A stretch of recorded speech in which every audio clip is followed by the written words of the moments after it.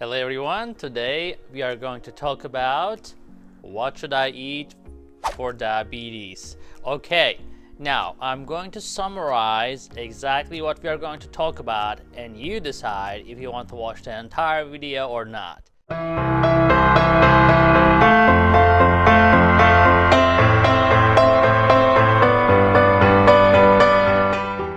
I am Dr. Ahmet Ergin. I'm the founder of SugarMDs.com.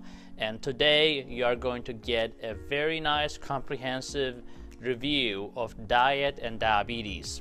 Now we are going to talk about why diet is so important for diabetes, right? And we are going to give you some secrets about losing weight, how to lose weight with diabetes. We are going to talk about carbohydrate consistency, why it is so important to be consistent with carbohydrates. We are going to talk about carbohydrate counting. If you want to be precise with carbohydrate counting, especially if you're on multiple daily insulin injections, sometimes you have to be. And we will talk about how to count carbs precisely. We are going to talk about the serving size, carbohydrates, fats, proteins, how much you should eat, how do you calculate, and at the end of the video, we are going to talk about what should I eat. And with that, let's move on. Before we jump into the details, I want to explain to you what diabetes is. So if you're a new diabetic, most of the time people do not really understand why they became diabetic. Of course, genetic factors contribute to it, but the bottom line, especially for type 2 diabetics, right? So what happens is in time, our body becomes insulin resistant. So insulin is the hormone that allows your body to utilize the glucose, which is the primary energy source. So if your body is not able to get that glucose within the cells, then you're not going to feel good, your blood sugars will stay high.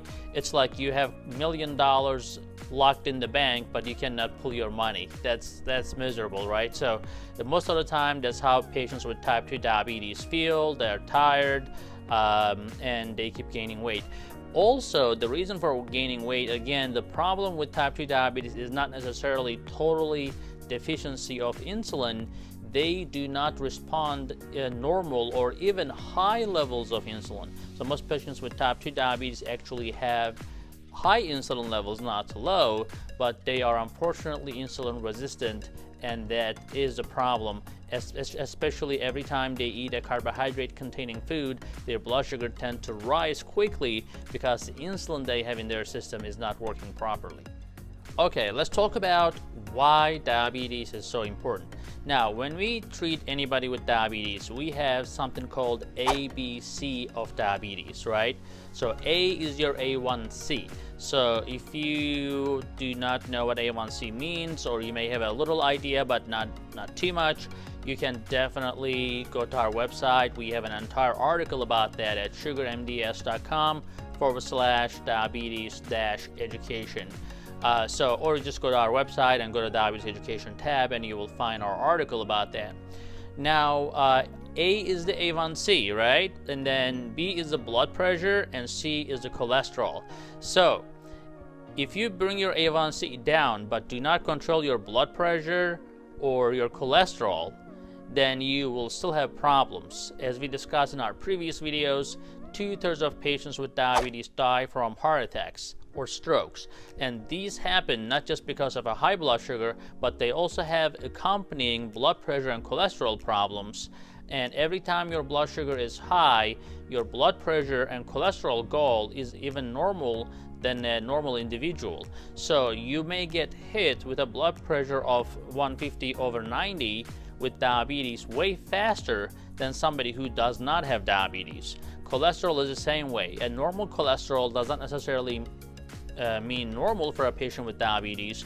Their upper level is much lower when you have diabetes. So for example, the LDL cholesterol, the bad cholesterol, should be less than 100 for every diabetic. Although the upper limit of normal can go up to 160 when you run a blood test, it may look okay for a regular person, but when you have diabetes, your goal of LDL is much lower because in the environment of high glucose, the cholesterol makes a bigger impact to block your arteries and cause a heart attack. So as a result, when we talk about diet for diabetes, we are not only targeting your blood sugar, but we are also targeting your blood pressure and then your cholesterol as well. Of course, the key to improve your ABC for diabetes is losing weight. So how do we really lose weight then, right? So I'm going to give you a quick formula in terms of how much calories you should eat, right? So that's a common question that I get from my diabetic patients is, doctor, how much should I eat? Now, of course, counting calories and counting carbs is going to be extremely useful, but if you don't know what you're counting to, then that's not really going to help you, right? So you can count your calories, but if you're counting your 5,000 calories every day, of course, there's too much. Everybody would know that. But if you don't know your personal goal, then you will never achieve the weight loss goals, which will improve your A1C, your blood pressure, and your cholesterol.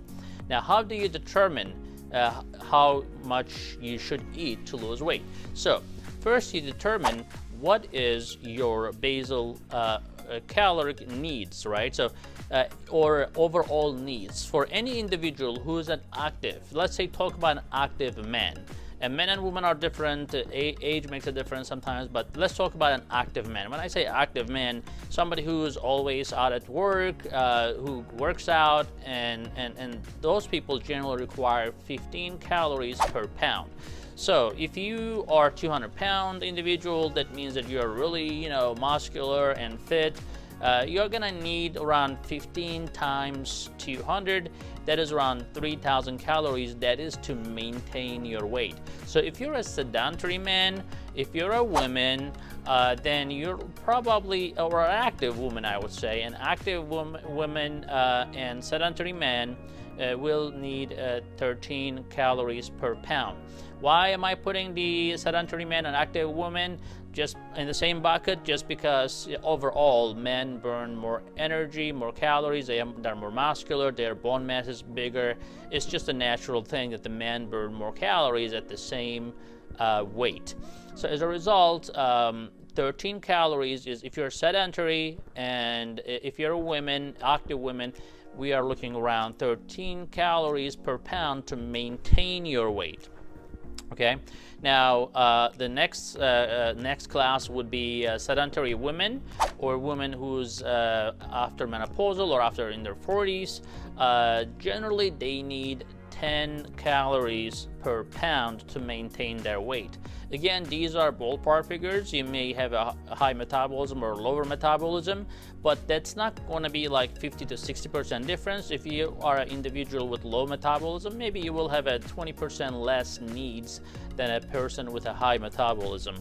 The common problem we see all the time is underestimation of calories. The studies show that when men and women estimate that they are eating 1,500 calories, they are typically eating around 2,000, but they underestimate down to 1,500, and that's because of the calculation problems, but also psychologically we tend to underestimate that. So if you're a pregnant woman, that would be around 15 to 17 calories per pound. So once you determine that how much you need to subtract 500 to 1,000 calories from that number in order to lose 1 to 2 pounds of weight a week. And that is the healthy amount of weight that you can lose. So let's say a sedentary man or let's say sedentary woman, age of 42, and she is 150 pounds. So her needs are 1,500 calories, right? So for her to lose 1 pound a week, she should go down to 1,000 calories. And when I say 1,000 calories, I mean it. That means that you have to calculate and be serious about, when you're counting your carbs. And now we're gonna move on to, how to count carbohydrates and consistency and so forth. And that's going to give you a very good idea. Okay, let's start with carbohydrate consistency and carbohydrate counting. The reason we emphasize carbohydrate consistency in a lot of individuals is if you know what is coming in, then your medications can be adjusted a lot easier, right? So if you are on, let's say, a glipizide or glyburide or glimepiride, when the doctors give you that medication, your insulin levels go up. So if you are not providing a steady amount of glucose to your system, then your blood sugars will drop. Now, doctors will give you a dose based on what they estimate your needs are. And let's say you're taking 5 milligrams of glyphosate, right? And then you are eating 60 grams of carbohydrates per meal, and that is helping you out, great. You're not gaining weight, you're not losing weight, that is perfect. If you are gaining weight, that means that we have to cut down on your calories, including your carbohydrates. So sometimes we tell them to eat 45 grams, but that comes with a reduction in the medication dose as well. So I always tell my patients, do not change your diet drastically without telling me, because the medications you're on is based on what your needs are at that time. If your needs change, your medications needs to change as well. And when you are not an expert in this area, when you try to manage yourself, when you doctor yourself, most of the time you will put yourself into trouble. So please do not do that. So carbohydrate consistency is also important for people, as we said, taking oral medications, but for patients who are taking insulin as well, if they're not willing to count carbs, as we discussed in our previous video where I talk about how to take insulin safely, we get into detail about this, but here I'm going to explain briefly that if you are consistent with your carbohydrates per meal, then your insulin is also consistent, then they are going to match and you should not have any problem, right? So we are going to talk about how to really estimate, because you cannot always look at the label. Sometimes you just have to estimate. And to estimate, we look at the hand. Our hand is the best guide. So a fist will equal to a 1 cup of carbohydrates. So if you just make a small fist, look at the food, look at your fist, you can estimate that that will be a 1 cup of that carbohydrate. Your palm could be equal to 3 ounces. Again, the thickness of your palm and the width of your palm would determine 3 ounces of food. Typically, we use ounces for the protein. Your thumb will be around 1 ounce of food. So these are just general guidelines to help you. Now with carbohydrate counting, if you want to get more education and training and want to be more into it and adjust your insulin as you go, because some people are not very regular, they're younger maybe, or their lifestyle is different, they eat outside and so forth, they may not be very consistent, they may not meal prep, or they may not be home, or whatever it may be. Those people need more flexibility.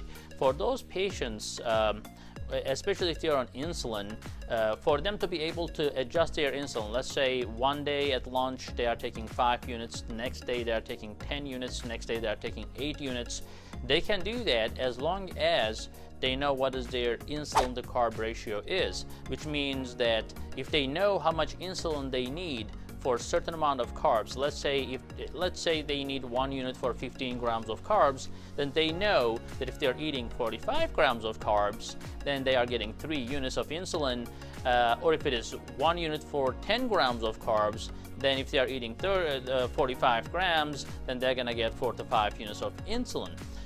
So we are going to jump into now how to actually estimate, how to do a plate method, where we actually, especially if you're a new diabetic, we explain to you, how to create a plate. Let's move on to that right now.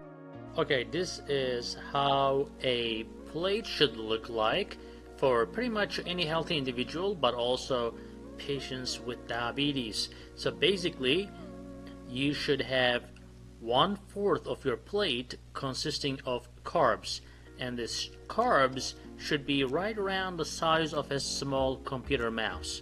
Does it look like a mouse? Yes, it does. Now your meats also should be 1/4 of your plate, and that should be at least 3 ounces.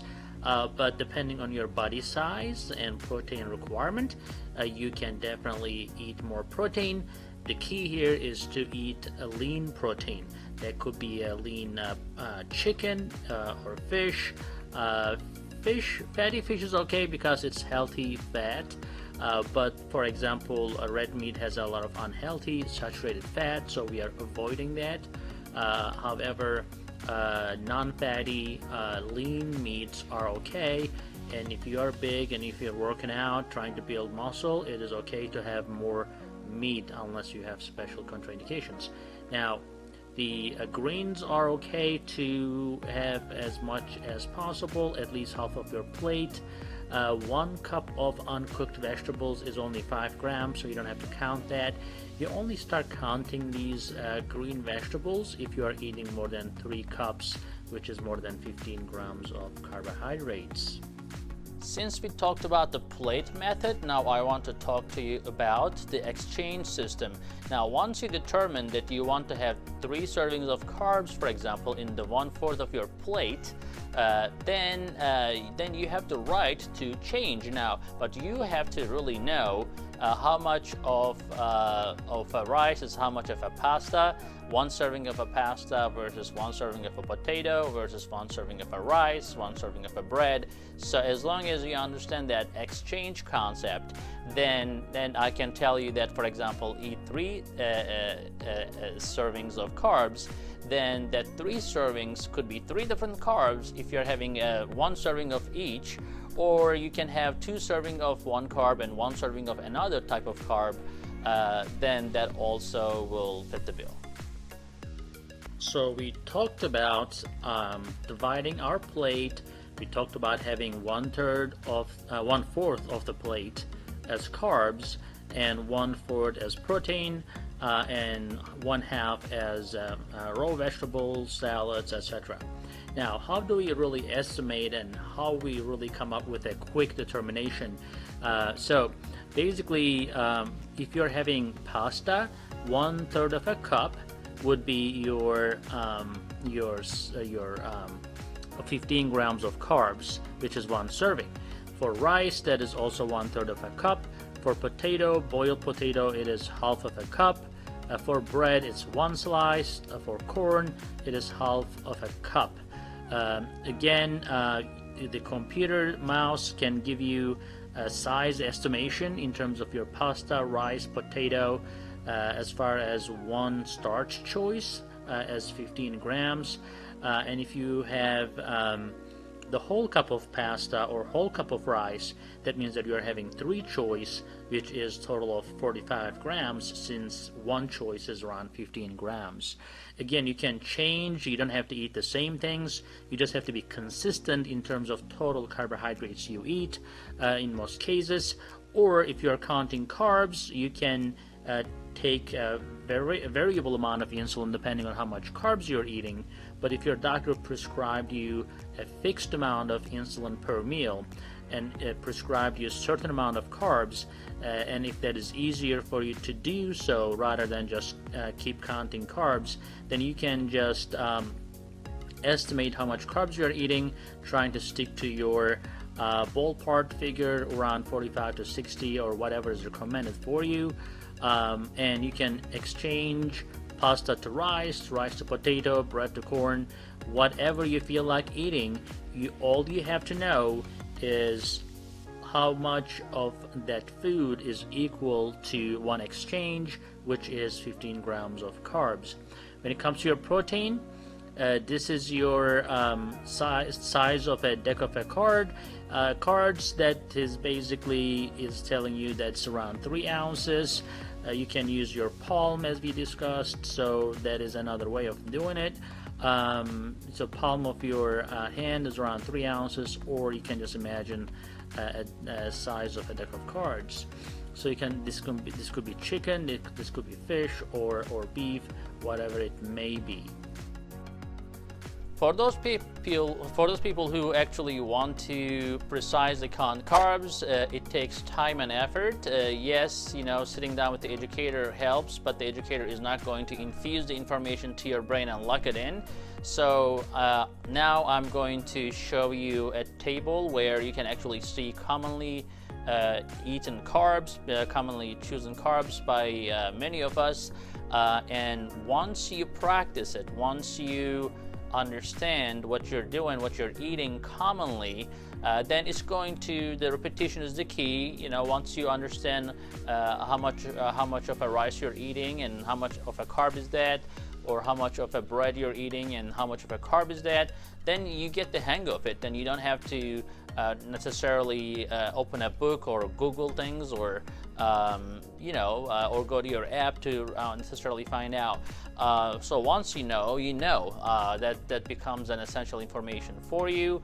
But I think that is the key, understanding. So let's go to commonly consumed carbohydrates, and we'll take it from there. So I am going to give you this table here to give you an idea. You can take a screenshot if you want to. Basically, this gives you a serving size or portion for common foods that we typically eat and like and enjoy. Right, so let's go over a few of this. The bread part, that where most of my patients love, for example, bagel.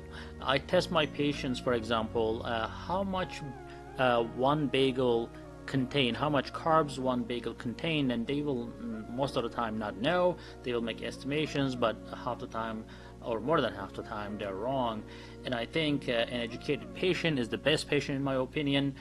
You do not have to be smart, you don't have to be rich, you don't have to be tech savvy.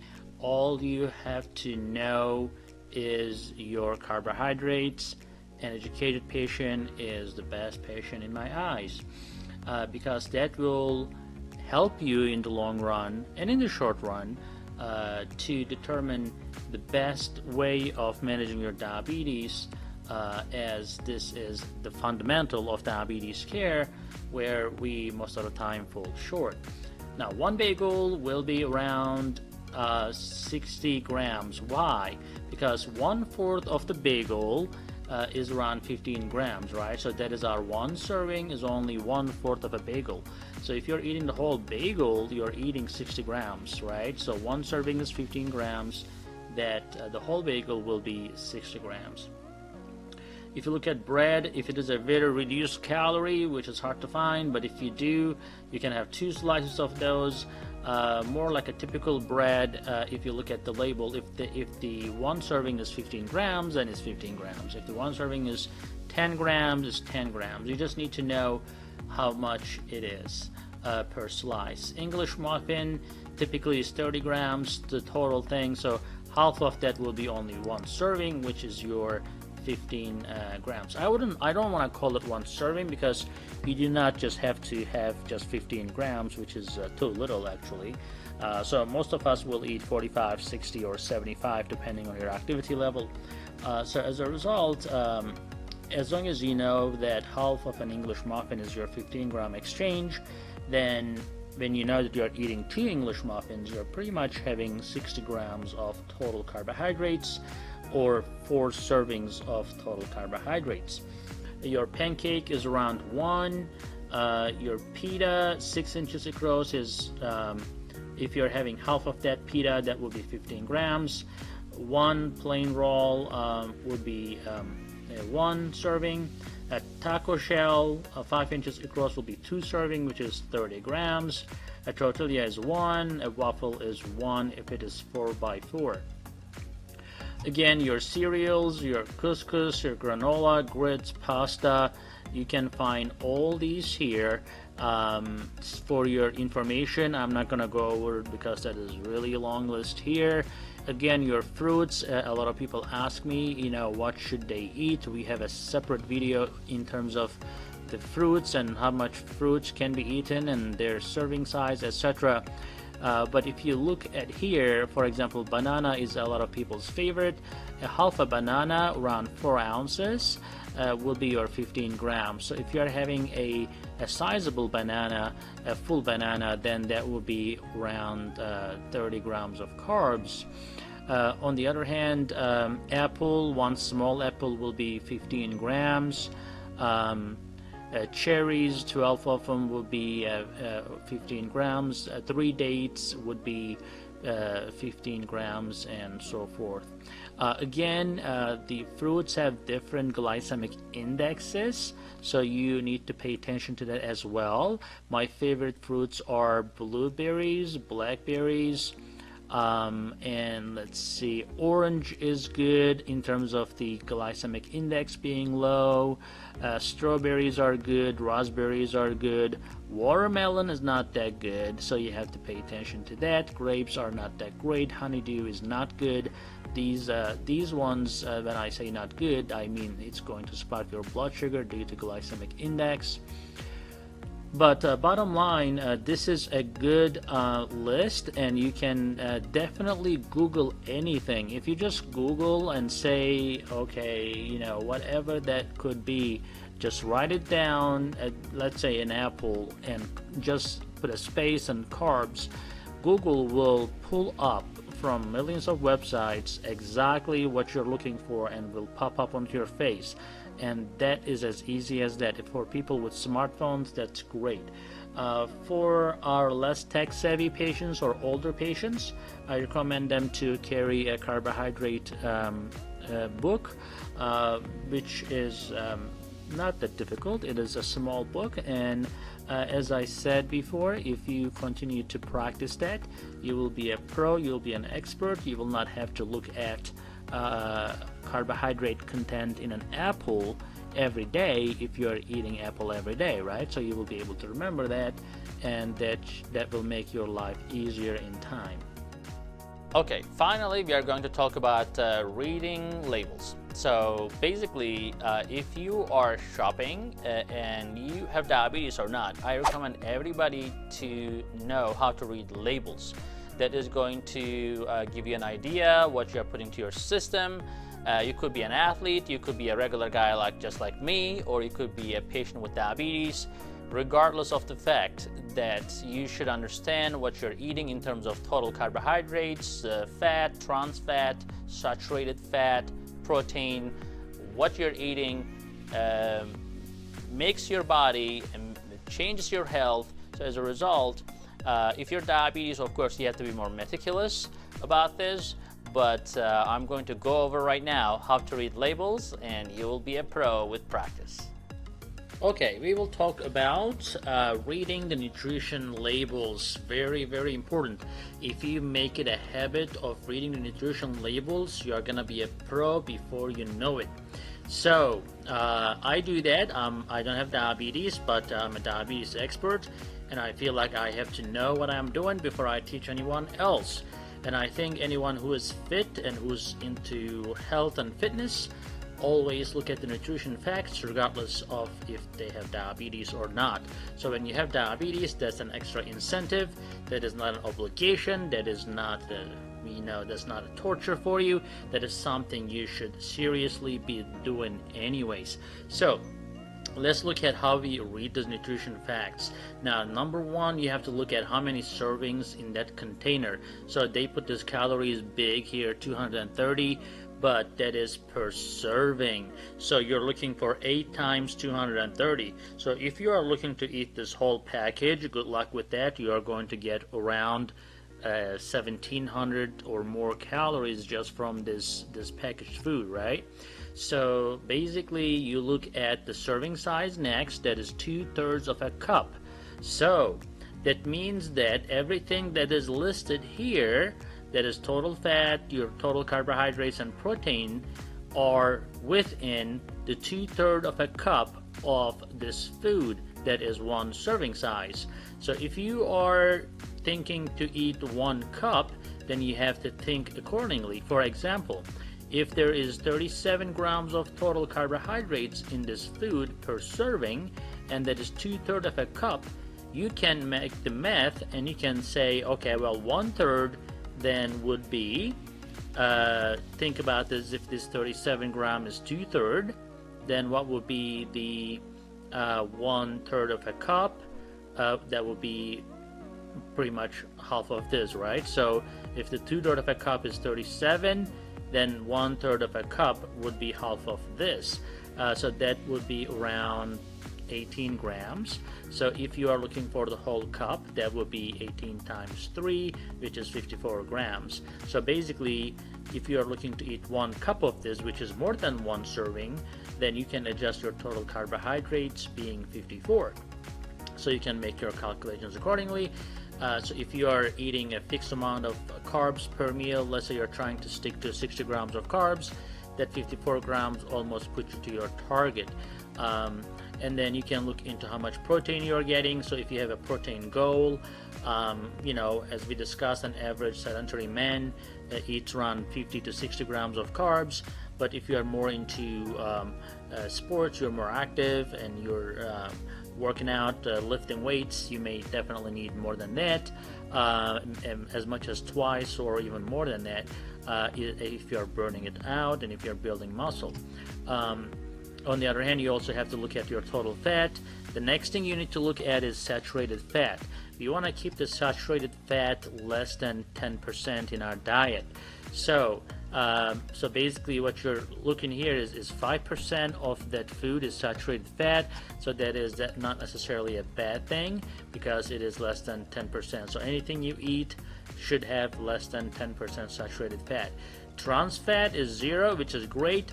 That's something we try to avoid. We do not want to have trans fat in our diet. Processed foods, most processed foods have trans fats. Margarines, hydrogenated oils, especially those cookies, pastries, they all have a lot of trans fat. So that is your biggest enemy. So you need to totally avoid that. Saturated fats are okay up to 10%, as we said. You pay attention to big time to your total carbohydrates. Again, even when you buy rice or you buy bread, most things are in packages nowadays, and you just have to have a quick glimpse to see how much carbs they have per serving, and then you will figure it out. And then again, if you're buying same things again and again and eating again and again, which most people do and we all do, then you do not have to look at that, because you have something called memory, right? You will memorize this next time. Unless you are buying something totally different, then you will have to look at their nutrition facts. But if it is something that you already know, then that becomes easier and easier as you go along, as you pay attention to your nutrition labels. Okay, the striking question finally, what should I really eat, right? So most people know what they're eating, but they don't know necessarily if it is good or not. So let's make a general statements here where you can pick what you want to eat from these choices. So in terms of carbohydrates, as you all know, lots of fruits and vegetables, legumes, food with high fiber content, right? Low fat dairy is okay as well. So carbohydrate wise, you can eat carbohydrates. How much carbs you should eat, that is based on your needs. Some people will need as low as 30 grams of carbs per meal, with some snacks in between, maybe 15 grams of snacks. Some people will need up to 60, 75 grams or more carbohydrates if they are very active individuals. So as we discussed about the caloric needs, so once you determine your caloric needs, around 40 to 50% of that can be carbohydrates. So as long as you're burning these carbohydrates and not letting the blood sugar go high, and you're maintaining your weight or even losing weight, then even if you're eating 60 to 75 grams of carbs per meal, is not going to really be a problem. Like personally, I eat around 75 grams of carbs per meal, but I work out a lot. As a result, I do not gain weight. If I was a patient with diabetes, I would have taken enough insulin to cover my carbohydrates. So I make sure that these sugars are going to my muscles, and then I burn that sugar later with the exercise and for my daily activities, of course. So as a result, as long as you maintain your weight, carbohydrate depends on your needs.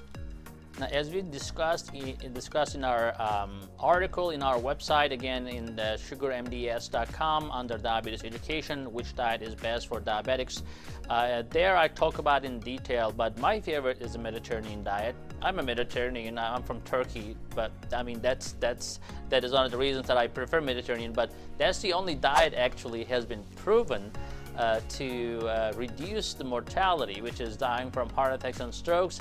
It has been proven to reduce the number of medications we give to patients. So as a result, Mediterranean diet is your best friend. Of course, you can do low-fat diet, low-carb diet, low-salt diet, whatever it may be, as long as we are keeping your calories low and you are eating the right foods. You are still okay. So when you're on a low-fat diet, for example, that doesn't mean that you can go eat all the other carbs out there. You still have to choose the right amount of carbs. When you are on a low-carbohydrate diet, some people, for example, follow these ketogenic diets and so forth, but they end up eating so much saturated fat that their cholesterol go up, and that's not our goal, right? So we have to make sure we control A, B, and C. Your A1C, your cholesterol, and your blood pressure at the same time. So we are looking to have high potassium, which comes from your veggies and fruits, that reduces your blood pressure, right? And then you choose the right carbohydrates, which is low glycemic index carbohydrates with high fiber. That will help. And of course, when you are eating in a Mediterranean diet, for example, you eat carbohydrates, proteins, and fat. When you choose fat, you need to choose fat with very low saturated fat. So it is recommended to have less than 10% saturated fat in your diet. Again, saturated fats are commonly found in animal fat. So if you can avoid animal fat like steaks or red meat, if you're eating red meat, it has to be really lean. But if you're eating chicken, for example, taking the skin off, or trying to stick with the chicken breast or turkey will be really beneficial. That way you are getting the lean protein without the saturated fat in your diet. One thing that you have to totally avoid is trans fat. Trans fat recommendation in a person's diet for any individual is 0. So trans fat never helps you. That is the basic source of heart attacks and strokes. So hydrogenated oils commonly used in processed foods and commonly used in bakery. That's why we always tell patients avoid. Unfortunately, the biggest fall for our diabetic patients are bakery. Of course, everybody likes bakery. You just need to limit it to as low as possible. So if you like cookies, if you like to have cookies once a day, every day, instead of having 3-4 cookies, just have one. Take a walk after that. Limit it, and I think you'll still be winning. But if you can totally avoid it, that's gonna give you the best health ever. Now we talked about the carbohydrates, we talked about the fat content. You are looking for polyunsaturated fat, which are found in sunflower oil, canola oil, and olive oil, right? Nuts are extremely important. When you are having nuts, actually, that not only satisfies your hunger, but also gives a good amount of fat. So we do not necessarily tell patients avoid fat totally, but you can have healthy fats such as olive oil, nuts, canola oil are all fine. We do not recommend frying things just because it increases your overall calories. Remember, when you're on a diet, you always have to keep your total calories in mind, as we discussed in our previous in the beginning of the video. You have to always keep in mind how much calories you are getting. And when things are fried, their calorie count goes sky high.